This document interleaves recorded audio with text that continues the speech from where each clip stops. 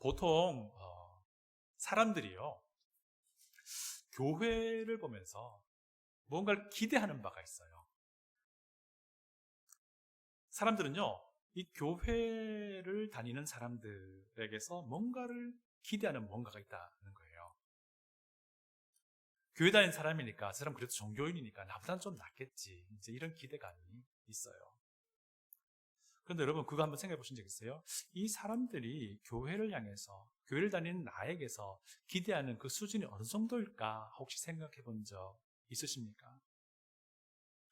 제가 보기엔요, 그리 높은 수준이 아니리라 생각이 들어요. 이것 자체가 제가 보기엔 참 슬프고 불행한 일입니다. 왜 그런지 아세요? 교회들이 너무나도 실망스러운 모습을 그동안 보여줬기 때문입니다. 이게 참 슬픈 현실이죠. 사람들이 교회를 보면서 굉장히 높은 뭔가를 기대할 수 있어야 되는데 그렇지 않는 거예요. 이것이 너무나도 슬픈 현실인 겁니다. 그동안 사람들이요, 교회의 모습 보면서 막 학습이 되어가지고요, 교회에 대해서 막 그리 높은 것을 기대하지 않는 것 같아요. 제가 보기에는 상식 수준 혹은 그보다 조금 더 나은 수준을 요구하는 게 아닌가 생각이 들어요. 이게 참 슬픈 거죠. 자, 그런데 교회가요, 이런 것조차도 세상에 보여주지 못하면 도대체 세상과 무슨 구별이 될까요? 여러분, 예수님께서 우리를 세상과 구별된 거룩한 존재로, 세상과 구별된 새로운 피조물로 만드시기 위해 십자가에서 처절하게 자신의 생명을 내어주신 거예요. 그런데 우리가 세상과 그리 다를 것이 없는 존재로 남아있다면, 아니 그보다 더 떨어지는 수준의 모습으로 남아있다면 우리는 예수님의 그 십자가를 헛되게 하는 겁니다. 이런 상황에서 여러분, 참된 영성이란 무엇일까요? 이런 상황에서 이런 현실에 대해서 슬퍼할 줄 아는 것, 이것이 참된 영성입니다. 그리고 이런 현실을 안고요, 끊임없이 고민하며 내 자신을 돌아보고 우리 교회를 돌아보는 것, 이것이 참된 영성일 것입니다. 오늘 본문은요, 계속해서 이제 주의 날, 여호와의 날을 이제 묘사를 해요. 이 3장에서 여호와의 날은 세상의 온 민족들에 대한 하나님의 심판의 측면을 강조를 합니다. 여러분, 요에서 전체 구성을 보면요, 3장으로 이루어져 있는데, 이 3장에 와서는 이제 이스라엘 백성들이 회개했다라는 것을 전제하고 묘사가 됩니다. 그래서 3장에서는요, 이 회개한 이스라엘을 제외한 나머지 모든 민족들에 대한 하나님의 심판이 설명이 됩니다. 근데 이런 심판이, 회개한 이스라엘을 제외하고 나머지 모든 민족을 향한 하나님의 심판이 계속 이어지면 어떤 결과가 나오겠어요?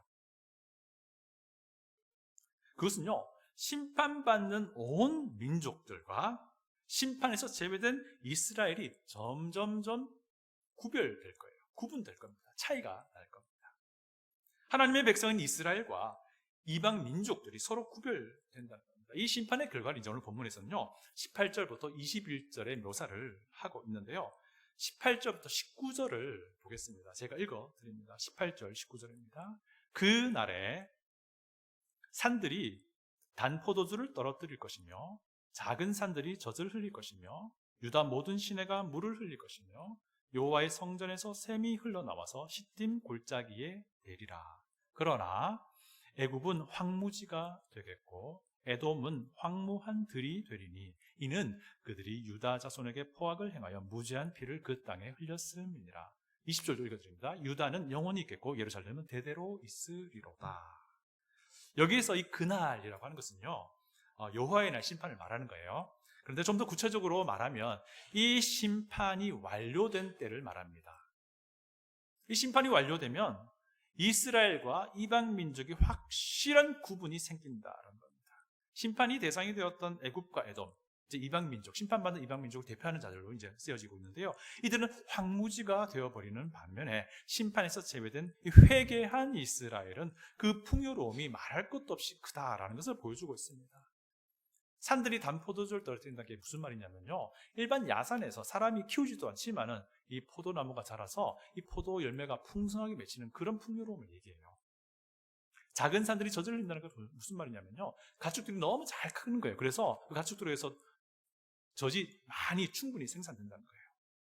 모든 세네가 물이 흘린다라는 말은 뭐냐면요, 이스라엘은요 건천이 많이 있어요. 이스라엘은 우기가 두 번 있는데요, 이른 비가 내리는 우기와 늦은 비가 내리는 우기에, 그 우기가 아닌 때는 마른 개울들이 굉장히 많습니다. 근데 비가 내리면 그 개울로 물이 흐르는 거죠. 이제 모든 시내가 물이 흘린다는 것은요, 건천조차도 충분한 물이 있어서 물이 충분히 공급된다는 그런 걸 이야기를 합니다. 심지어 성전에서도 물이 흘러나온다 그래요. 그 흘러나온 물이 어디를 적신다고요? 시딤 골짜기를 적신다고 하잖아요. 이 시딤 골짜기를 할 때, 시딤은요 아카시아 나무를 말해요. 여러분, 아카시아 나무를 잘 관찰해 보셨 분 계세요? 아카시아 나무가 자라는 곳은요, 대부분 그 땅이 황무예요. 별로 안 좋은 땅이에요. 아카시아 나무 자라요. 아마 나중에 한번 잘 보세요. 이게 뭐냐면요, 이 시딤 골짜기는 아주 황무한 지역까지 물이 충분히 공급된다는데, 그 물이 어디서 나온다고요? 성전에서 나온다고 말해요. 여러분, 이것은요 물리적인 풍요로움만 이야기하는 건 아닌 거죠. 영적인 풍요로움을 이야기를 하는 거예요. 영적으로 척박한 곳과 구별되는 영적으로 아주 풍요로운 그것을 지금 대비해서 말하고 있는 겁니다. 이 영적인 구별이 확연하게 드러나는 날이 바로 여호와의 날, 그 심판의 결과로 일어나게 될 것이다 라고 하는 것이죠. 이 구별이 언제요? 우리가 보기에는 종말에 일어나겠다라고 하는 겁니다. 무슨 말입니까? 하나님이 지금 현재 이 세상에서 일단의 사람들을 모아서 자기 백성으로 만약에 삼으셨다면, 그 백성을 향한 목적이 있는데, 그 목적은 최종적으로 자기 백성들이 영적으로 풍요롭게 구별되는, 바로 그것이 최종 목적이라고 하는 것이에요. 그리고 지금은 자신의 백성으로 삼으신 하나님의 그 백성들이 지금은 그 최종 목적을 향해서 계속 그 구별을 만들어 가야 한다라는 것입니다. 이것을 지금 우리에게 말해주고 있는 것이죠. 하나님이 세상과 확실한 구별이 될 자신의 백성을 지금도 형성해 나가겠다라고 하는 것이에요. 여러분, 구약에서는요, 하나님이 이스라엘 민족을 모았습니다. 그리고 자신의 백성으로 삼으셨어요. 그런데 지금은요, 어느 한 민족에게 고정되어 있지 않으시고요, 모든 사람들, 예수님을 구주로 믿는 그 믿음의 모든 사람들을 자신의 백성으로 삼으셔서 모으십니다. 그리고 이들이 지금 교회를 이루고 있는 거죠. 요약하면 이겁니다. 하나님이 이제는요, 교회를 통해서 세상과 구별된 하나님의 거룩함을 지금 드러내겠다는 겁니다. 그리고 그렇게 드러내다가 마지막 종말 때에 이 교회와 세상이 확실한 구별이 생기게 될 것입니다. 그걸 목적으로 지금 두고 있다는 겁니다. 이것이 교회를 향한 하나님의 목적이에요. 이 목적이 이 세상 종말에 완전하게 드러나게 될 거라는 거예요. 그것이 우리가 나아가야 할 방향이라는 겁니다. 여호와의 날 심판을 통해서 그것이 완전히 드러난다는 겁니다. 그래서 하나님은요, 교회가 종말이 도래하기 전인 지금 현재 이 세상과도 구별됨을 지속적으로 드러내기를 원하시는 것입니다. 여러분, 1절을 보면요, 하나님이 포로로 잡힌 유다 백성들을 돌아오게 할 때라고 언급이 돼요. 보라, 그날 내가 유다와 예루살렘 가운데 사로잡힌 자들을 돌아오게 한다. 그때를 얘기하는데요, 이 그때는 언제냐면요, 역사적으로는요, 이스라엘 백성이 바벨론 여러 지역에 흩어져 있다가 다시 예루살렘으로 돌아온 그때를 이야기를 하는데요, 이 역사적인 사건으로부터 오늘 이제 이 예언의 말씀이 시작이 되는 거예요. 그런데 오늘 이 내용의 말씀은요, 역사적인 그때의 사건만 국한되지는 않아요. 이 사건이 모티브가 돼가지고요, 마지막 때에 일어날 여호와의 날, 주의 날 심판을 이야기를 하고 있습니다. 이 심판에서 정죄받게 될 그들의 죄라함은 이 종말 때까지 지금 현재도 만연할 그런 세상의 죄악이 무엇인지를 보여주고 있는 거죠. 2절 보시면요, 그날에 여호사밧 골짜기에서 만국을 향한 하나님의 심판이 있겠다라고 예언하잖아요. 여러분, 여호사밧 골짜기, 여기에 대해서는 많은 성경을 공부하는 사람들이 찾아보고 있지만은 어느 곳인지 정확하게 알 수 없습니다. 제가 보기에는요, 어느 특별한 지점을 이야기하는 것은 아닌 것 같고요, 이 여호사밧 골짜기라고 하는 것은 하나님의 심판이 있는 장소를 은유적으로 표현하고 있는 어떤 예언 문학의 문학적 표현인 것 같아요. 이 여호사밧이라는 이름 들어보셨죠? 남유다의 왕 이름 중에 한 명이기도 한데요. 이 요사밧이라는 이름의 뜻이 뭐냐면요, 하나님이 심판하신다, God has judged, 이런 의미래요. 그런 골짜기라면 결국 하나님의 심판이 분명하게 있을 것임을 강조하고 있는 겁니다. 그리고 이곳에서 하나님은 만국을 모아서 그들이 행한 악행에 대해 심판하시겠다라는 거죠. 여러분, 그들이 행한 악행은요, 아수르와 바빌론이 이스라엘을 멸망시킨 것을 배경으로 하고 있어요.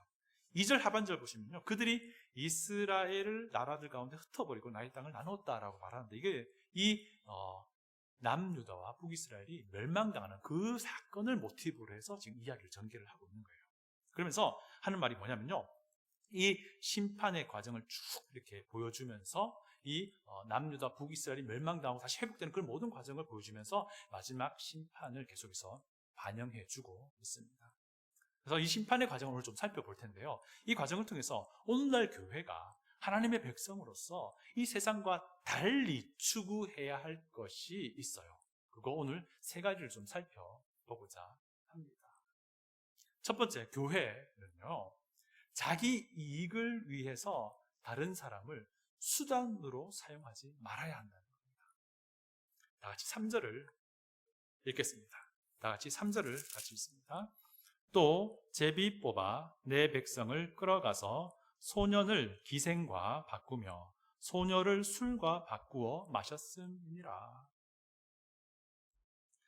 여러분, 아수르와 바빌론이요, 북이스라엘 남유다를 멸망시킬 때에 포로를 잡아간 것은 이미 알고 있잖아요. 근데 그 중에 젊은 남녀의 포로도 섞여 있었던 거예요. 그리고 이 젊은 남녀 포로를 팔아버린 거예요. 무엇을 위해서요? 기생을 살려고. 무엇을 위해서요? 술을 살려고. 이게 무슨 말입니까? 자기의 그 욕정과 유흥이라는 목적을 이루기 위해서 그 이스라엘 백성 사로잡은 젊은 남녀를 갖다 팔아버렸다는 거예요. 우리 6절도 다 같이 한번 읽어볼게요. 6절입니다. 또 유다 자손과 예루살렘 자손들을 헬라 족속에게 팔아서 그들의 영토에서 멀리 떠나게 하였습니다. 두로와 시돈과 바벨론이라는 조그만 도시 국가들이 있었어요. 가나안 땅에. 그들은 지중해 연안에 있는 사람들이었습니다. 이들이 예루살렘을 공격해 들어와서 그 사람들을 잡아가지고 헬라 족속에게 팔았다라고 하는데, 이게 무슨 말이냐면요, 이 사람들이 예루살렘에 사는 하나님의 백성을 붙잡아가지고 노예 무역을 한 거예요. 이오니안이라고 불리는 민족들과 그 노예 무역을 한 겁니다. 여기에서 우리는요, 다른 사람을 자신의 그 이익 실현을 위한 수단으로 여기는 그런 죄악을 보게 됩니다. 여러분, 이런 일들은 세상에서 사실 굉장히 흔하게 일어나는 일이에요. 대부분의 범죄들이 다 사실 이런 맥락들입니다. 자기 이익 추구하기 위해서, 자기 이기심을 추구하기 위해서 다른 사람을 그냥 수단으로, 부속품으로 사용해버리는 것. 그런 일 때문에 죄악들이 일어나는 거잖아요. 뭐 직접 잡아다가 돈으로 바꿔버리는, 인신매매든 유괴 사건이든 이런 것도 대표적이지만요, 이런 일들이 아니더라 할지라도 얼마든지 이런 종류의 범죄는 일어납니다. 내 욕심 채우려고 사기치는 거,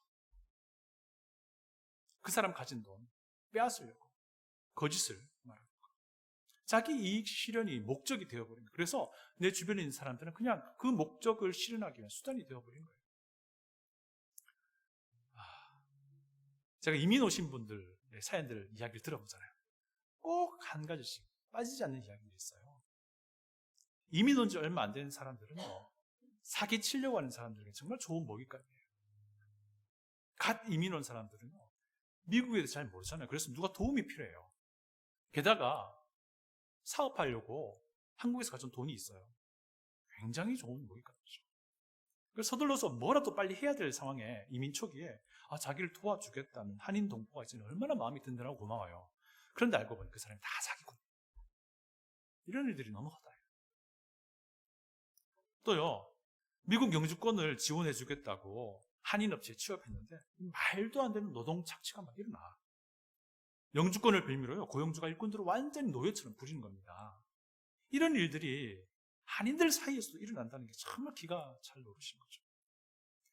더 괴로운 건요, 제가 목회자로서 정말 괴롭고 마음이 막 무너지는 것은요, 그렇게 친절하게 도와주겠다고 했다가 나중에 사기친 그 사람이 교회 사람인 거예요. 영주권을 지원해 주겠다는 조건으로 노예처럼 부리던 그 사장님이 어느 교회 사람인 거예요. 심지어는요, 교회가 영주권을 빌미로 사람을 함부로 대하는 일들이 막 벌어지고 있는 거예요. 미치고 환장한 거예요. 교회로 인도하고 싶은 사람이 있는데 마음을 안 열어요. 복음을 좀 어떻게든 전해보고 싶은 사람인데 마음을 안 열어요. 나중에 사연을 직접 듣든 돌려서 듣든 무슨 사연인지 아세요? 다 사기를 당한 거예요. 교회 사람들에게서. 다 어처구니 없는 비상식적인 일을 당한 거예요. 교회 사람들에게서. 그런 이야기 들으면 저는 목회자로서 어떤 마음이 생긴지 아세요? 일단 저 역시 교회 사람의 한 사람으로서요, 대신해서 죄송한 마음이 들어요. 그런데 그게 다가 아닙니다. 돌아서고 나면요, 막 마음에서 화가 막 올라오는 거예요. 사람들 앞에서 그러지 못하니까 혼자 막 화를 시키는데요, 정말 괴로워요. 여러분, 막 사람들을 함부로 대하는 사람들이 있어요. 또 아무런 문제 의식 없이 정말 말도 안 되는 말을 막 하는 사람이 있어요. 아주 예의 없는 말을 하는 사람이 있어요. 그리고 내 감정에 따라서 막 움직여서 아무 말이나 내뱉는 사람이 있어요. 그러면서 다른 사람 마음 상하는 것을 생각 안 합니다. 이게 왜 그런지 아세요? 사람들을요, 나를 위한 수단으로 여기기 때문에 그래요. 나를 위해 존재하는 사람들이라고 생각해서 그런 거예요, 은연중에. 그래서 내 감정만 중요하게 되는 것이고요. 그래서 함부로 말하고 함부로 행동하게 되는 겁니다, 사람들이. 여러분, 내 옆에 있는 사람들은요, 내 이기심을 채우기 위한, 내 감정을 앞세우기 위한 그런 부속들이 아니라는 걸 우리가 반드시 기억을 해야 합니다. 그들은요, 내 삶에 주어진 그 크신 은혜를 함께 나누어 가야 할 사람인 거예요. 이거 우리가 반드시 기억을 해야 됩니다. 여러분, 모든 사람들은 하나님 앞에서 죄인입니다. 하지만 동시에 그들 모두는 하나님의 구원의 은혜를 누려야 할 그런 존재들인 겁니다. 내 개인적 욕심을 추구하고 내 개인적 감정을 앞세우기 위한 어떤 부속품이 아니라는 거예요. 여러분, 이거 아세요? 우리 하나님도요, 인간들에게서 하나님의 이익을 추구하기 위한 수단으로 사용하지 않으세요. 하나님은요, 인간들에게 자신의 은혜를 나누어 주고 싶어 하세요. 여러분, 이런 일들이 왜 자꾸 벌어집니까? 왜 이런 비상식적인 일들이 벌어집니까? 자기 욕심 채우기 위해서 내 옆에 있는 사람들을 수단으로 여기는 거예요. 우리 생수교회에서는 절대로 이런 일이 벌어지면 안 됩니다.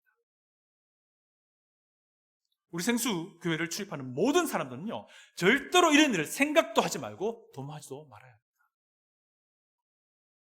여러분, 절대로 내 옆에 사람들은요, 내 이기적인 감정을 채우고 만족시키고 내 욕심을 채우기 위한 수단으로 보지 마십시오.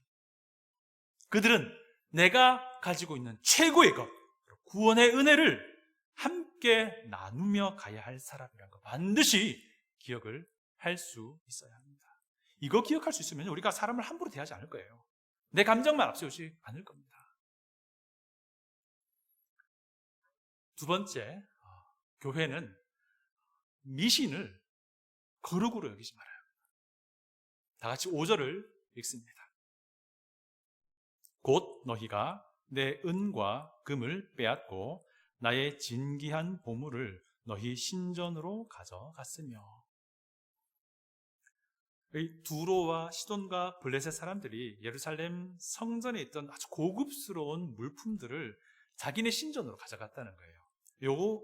이 구절에서 우리가 알 수 있는 그 당시 사회의 종교적인 어떤 성향을 알 수 있는데요. 뭐냐면 그 당시 사람들은요, 이 미신적인 신앙이 분명히 있었는데, 뭐냐면 그 당시에 전쟁은요, 나라와 나라 간 전쟁, 족속과 족속 간의, 부족과 부족 간의 전쟁은요, 그 부족을 대표하는 그 나라를 대표하는 신들의 대리 전쟁이라고 생각했어요. 그래서 전쟁에서 이기잖아요. 그러면 어떤 일이 벌어지냐면 그 상대편 신전에 가서 그거 다 훔쳐와가지고는 자기네 신전에 갖다 바칩니다. 그리고 이것이 자기네 신이 이겼다라는 축하 방법이었어요.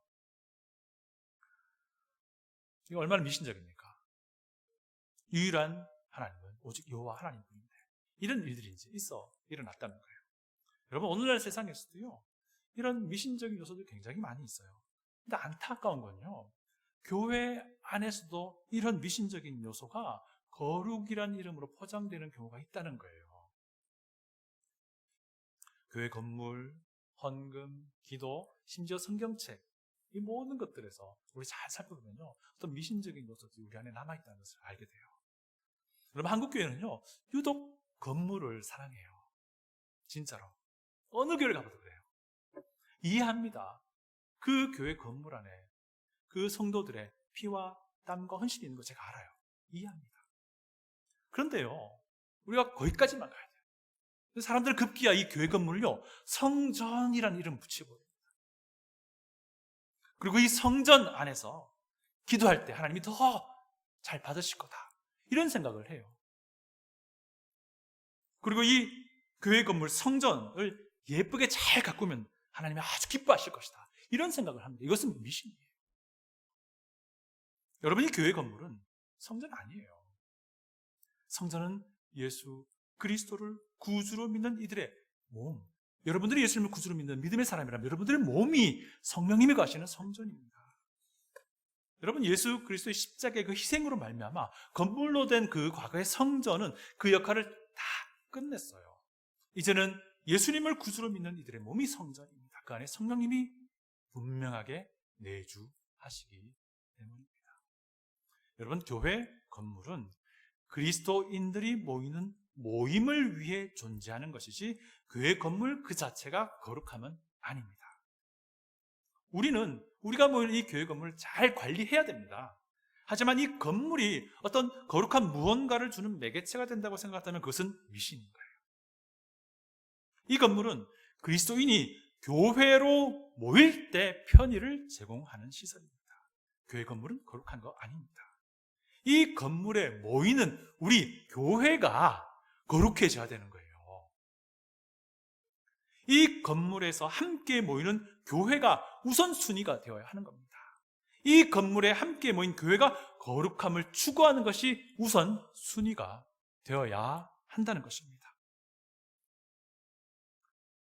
여러분, 혹시 헌금을요, 마치 하나님이 축복을 가져다 주는 정성이라고 생각하는 경향이 있다면요, 그것도 미신이에요. 헌금을 어떤 이제 사업하는 사람이요, 이런 얘기 듣습니다. 잘 사업이 잘 안 되더래요. 그런데 그 즈음에서 자기가 돌아보니까 교회 헌금을 잘 안 한 거야. 그래서 이렇게 생각하는, 내가 헌금을 잘 안 해서 이 하나님이 이 사업을 잘 못하게 안 되게 하나 보다. 이거 미신이에요, 미신. 저는 이런 경우도 봤어요. 정말 너무너무 속으로 황당하게 됐는데요. 어떤 분이 계세요. 자기의 수입보다 훨씬 많은 헌금을요, 11조라고 내세요. 연초에. 그러면서 어떤 마음 가지는지 아세요? 자기가 그렇게 많은 돈을 11조로 헌금하면은, 하나님이 자기 정성 보고 그만큼 사업을 잘 되게 해서 수입을 많이 주겠다, 이런 생각 가지는 거예요. 그건 미신이에요.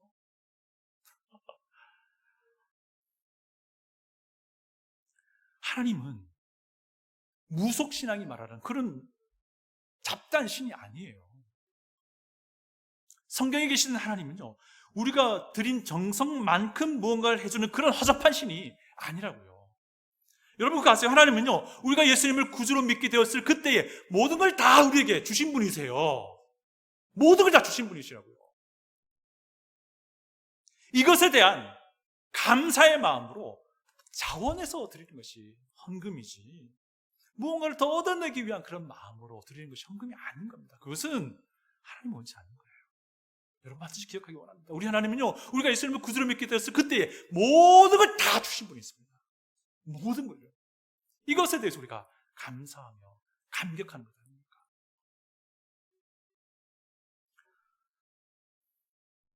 천재지변이 발생하는 걸 보고요, 이렇게 생각하는 사람도 있더라고요. 이건 내가 기도하지 않아서 그렇게 됐다. 이건 미신. 내 주변 사람들의 병이 들거나 다치거나 하는 거 보고서 이렇게 말하는 사람도 있어요. 내가 기도하지 않아서 그렇다, 미안하다고. 그것도 미신이에요. 그거 아니에요. 이렇게 생각한다면요, 어쩌면 그것은 또 다른 교만이 될 수도 있어요. 뭐냐면, 내가 기도하면 모든 것이 다 된다라는 생각을 한 거죠. 만약에 그게 사실이라면요, 이미 이 세상은요, 천재지변으로 가득 찼을 거예요. 그렇지 않을까요? 거기 사실은 이미 내 주변 사람 다 사고 나서 죽고 병들어 다 죽는 거예요. 내가 그 사람 다 보기 위해서 기도 못 하잖아요. 여러분, 기도는요, 부적 아닙니다. 기도는 하나님의 뜻을 알아가는 과정이에요. 기도는 그 발견된 하나님의 뜻에 순응해 나가는 과정이에요. 여러분, 기도를 통해서 우리는요, 하나님의 뜻을 발견하는 거예요. 그리고 발견된 그 뜻을 하나님께 다시 구하게 되는 것, 그것이 바로 기도입니다. 또 정해진 기도문을 암송하는 것이 때로는 미신이 될 수도 있어요. 우리 교회에서는요, 주기도문을 암송하는 일이 거의 없습니다. 새벽 기도회 때 빼고는요. 저는 이제 새벽 기도회 때 주기도문으로 예배를 마치는 것 굉장히 좋다고 생각합니다. 그런데 때로는 마음에 좀 조심스러운 부분도 있어요.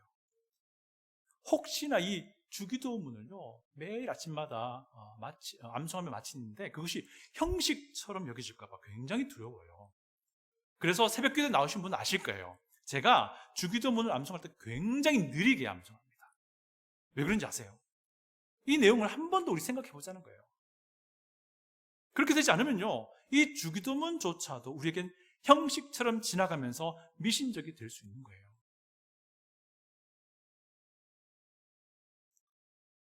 성경책을요, 가까이 두려고 하는 사람이 있어요. 그리고 성경책을 항상 차 안에는 꼭 비치하고 자는 분이 있어요. 그거 다 미신입니다. 성경책 읽지도 않았어요. 그 성경 말씀 안에 있는 하나님의 가르침이 뭔지 관심이 없으면서. 제가 예전에 전도사로 사역할 때 담임 목사님 이런 말씀을 하더라고요. 후탁 신앙이라는 게 있대요. 후탁. 예전에도 한번 제가 말씀드렸죠. 성경책을 집에 그냥 두고 있다가 주일날 가져온 먼지가 쌓이니까 후 하고 탁 치고 가져온다는 거예요. 자, 성경책 부적 아닙니다. 성경책은 행운을 가져다 주는 아이콘 아니에요. 이런 경우도 있어요. 성경을 잘 안 읽는 분이 갑자기 그날 성경을 읽고 싶어졌어요. 하나님 뜻이 무엇인지 궁금해졌습니다. 그래서 성경을 딱 펴고 바로 첫 번째 보이는 구절이 이게 하나님 말씀이다 생각하겠다라는 분이 있습니다. 그건 미신입니다. 그렇게 하지 마시고요, 성경을 꾸준하게 읽으십시오. 그리고 성경을 꾸준하게 배우십시오. 공부하십시오. 그리고 성경 말씀이 전해지는 그 자리에서 하나님의 말씀을 들으십시오. 그러는 과정 중에 여러분들은 하나님의 그 뜻을 발견하게 될 것입니다. 여러분, 교회는요, 방문하는 사람들에게 최대한 낯설지 않은 분위기를 만들어주는 게 필요해요. 왜냐하면 처음부터 막 익숙하지 않고 그러면 불편하거든요. 그러면 복음을 전하거나 하는 것에 좀 방해가 될 수도 있어요. 자, 그런데요, 우리가 이런 어떤 미신적인 요소들을, 흔적들을 가지고 있으면서 그것 때문에 사람들이 이거 익숙하다라고 한다면 그것이 있을 수 없는 일이잖아요. 네. 세 번째, 교회는 죄에 대해서 침묵하면 안 됩니다. 여러분, 9절부터 13절 말씀의 내용을 보시면요, 좀 왠지 불편해요. 9절부터 13절 내용 보시면 한번 눈으로 한번 스키밍 해보세요. 9절부터 13절 내용 좀 불편합니다. 이게 무슨 말이냐면요, 하나님이 결국 여호사밧 골짜기에서 온 세상 민족들을 심판하시는데 하나님이 뭐라고 말씀하시냐면 너희들도 와라, 하나님의 백성 너희들도 와라, 와서 이 심판에 같이 동참해서 창과 칼로 그들을 찔러 죽이자, 이거예요. 굉장히 불편한 마음이죠. 우리 10절을 다 같이 읽습니다. 10절입니다. 너희는 보습을 쳐서 칼을 만들지어다, 낫을 쳐서 창을 만들지어다, 약한 자도 이르기를 나는 강하다 할지어다. 이게 무슨 말이냐면요, 농기구 가지고 전쟁 도구 만들어서 여호사밧 골짜기 오라는 거예요. 이스라엘 백성들에게, 하나님의 백성들에게. 그리고는 하나님이 지금 온 민족을 심판하는 그 자리에 너희도 같이 그 창과 칼을 가지고 심판에 임해라 라는 거예요. 얼마나 불편한 마음이겠어요. 그러지 않으세요?